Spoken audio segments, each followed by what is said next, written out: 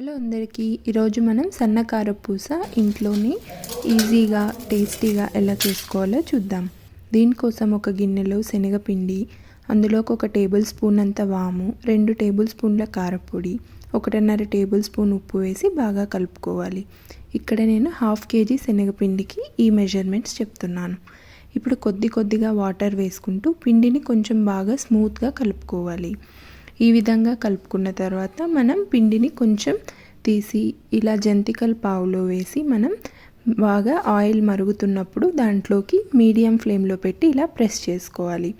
ఒకసారి ఇలా ప్రెస్ చేశాక మంట అనేది మనం హైలో పెట్టి మాత్రమే కాల్చుకోవాలి. అప్పుడే మనకి బాగా క్రిస్పీగా వస్తుంది. ఇలా కొంచెం కాగాక మనం బాగా దీన్ని తిప్పుకుంటూ ఇలా కాల్చుకుంటే ఈవెన్గా ఫ్రై అవుతుంది. ఇప్పుడు దీన్ని తీసి పక్కన ప్లేట్లో పెట్టుకొని మనం కరివేపాకు వేసుకుంటే టేస్టీగా ఉంటుంది.